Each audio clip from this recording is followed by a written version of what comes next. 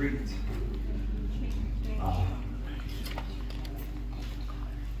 To the family, I offer my deepest condolences, and I want to bring you all greetings from Jacksonville, Florida, also known as Duval. I asked Reverend Vernon if I could just share a few words for just a couple of minutes. Is that all right? Yeah, go ahead. I actually grew up with Jermaine Sr., and that's my first cousin, and I love him. He's just as crazy now as he was then, and I still love him. Amen. Amen. Amen. We have a problem. For a lot of you, your roots are in the South. You talk to your grandmothers, your elders. They're going to say, yeah, we're from Mississippi. Yeah, we're from Alabama. We're from Georgia. We're from Florida. But there's a lot of trauma that got a lot of our elders from out of the South up north. So they came to the Cuse for a better life, a better way of living, a place that they can raise their family. Amen. Amen. But then in the 80s, they dropped us with this crack cocaine, disrupted our families, distorted our view. Then some of us thought that we could make a quick lick, make a quick come up. And then we got some fathers that got locked up in Attica, Jamestown or Jamesville. And the thing is, when you come from historic trauma, is there anybody in here who knows that hurt people? Hurt people. Amen. Amen. Speak to us. Speak to us.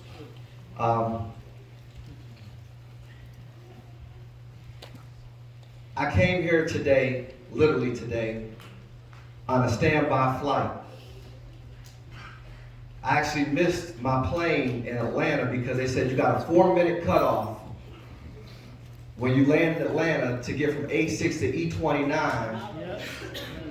And I made a commitment to be here, and I said, I'm going to give it a shot. They said, just keep running, just keep running, just keep running. So I get to Atlanta. Anybody ever been to Atlanta? The airport is huge. So you got to jump on the train, get off, run down the concourse, flat, patent leather dress shoes, feet hurt. Trying to make it. Get to the plane says depart at 9:45. I get there 9:46, no ticket agent. I call my Uncle Amos. Uncle Amos, can't get on the plane. He said, just sit there, wave down the pilot, wave down the cap. I'm doing SOS. Trying to get the pilot attention, trying to get the captain attention, trying to get the flight attendant attention. 25 minutes later, I'm like, Uncle Amos, I can't get nobody attention. He said, well, I'll be there to pick you up by 10:45. Captain from the flight comes out of the door, and he says, listen, did you miss this flight? I said, yes, sir. He says, well, we got to change planes.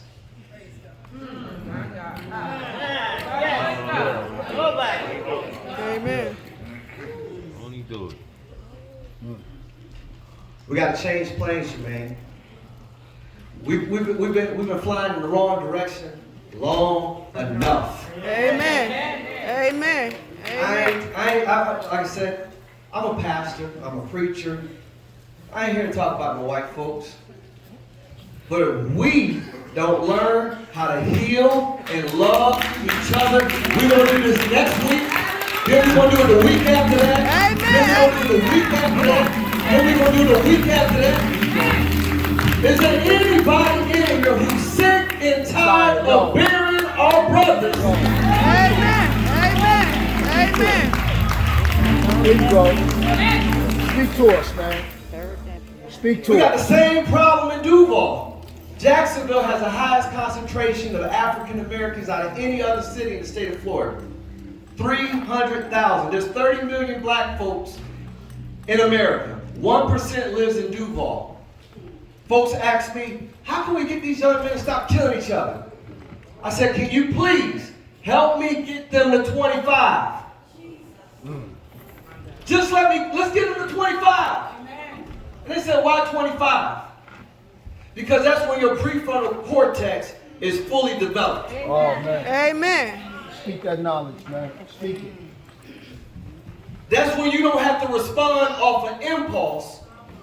And you got enough manhood. You got enough build up to say, God, no, I don't have to respond with my fists. I don't have to respond with the trigger. I don't have to respond with the knife. I don't have to respond with the gun.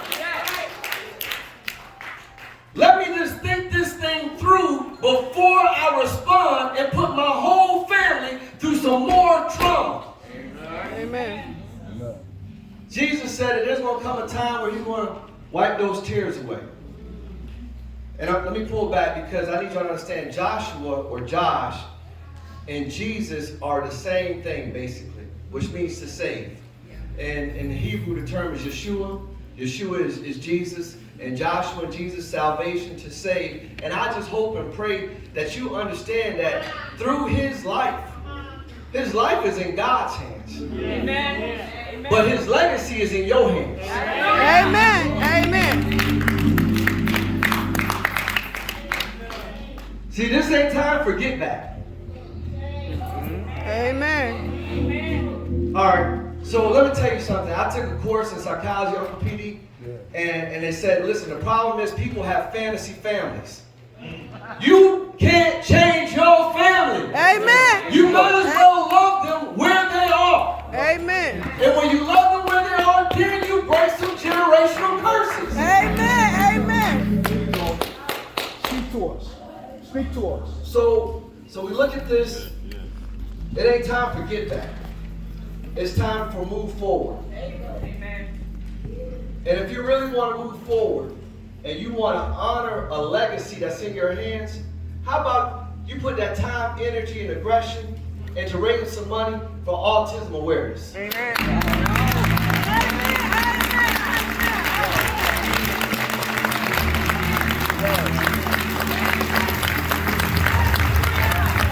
I used to stutter.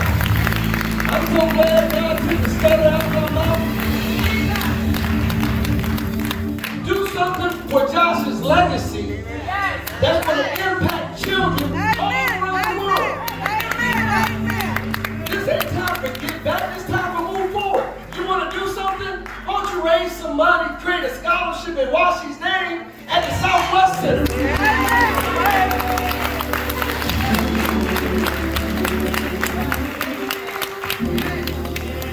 This ain't time for get back. This is time for move forward. You want to do something with legacy. Put your time, your energy, and your aggression so that the kids at Kirk Park, not only do they get grade A football, but they get some grade A tutors. That's real. It's time to change plans. Yes. We've been going in the wrong direction. Joshua in the Bible is another term of captain of my salvation. Let this life, let this blood mean something. Let this mean something. Let this mean something. My grandmother Edna used to talk about cancer. Meaning that sometimes when you have something that's coming up on the inside of you, once you recognize it, you got to understand that we are all we got. That's it. And we can't be the only people killing our own soldiers. Yes. Amen. Yes, sir. This guy by the name of Bishop Yelsey, who was a mentor of mine, he said that if you slice an apple open, you can count the seeds in an apple. But you can't count the apples in a seed. Amen. I pray that through this blood, that is fertilizing something in somebody's heart. To say, you know what, it's time for us to raise these seeds. Put our arms around these seeds.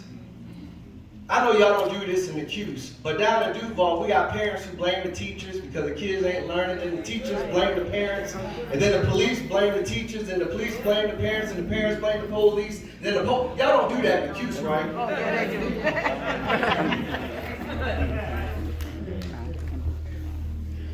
They mess around and put a microphone and a camera in my hand, in my face. I say, well, you know what? These are kids. And until we treat them like they are our kids, then we're going to keep getting what we always got. So how about we stop pointing fingers and start using our hands? And let's reach this generation. So I welcome you to honor the life of Josh, and I welcome you to work to honor his legacy. God bless you. Amen.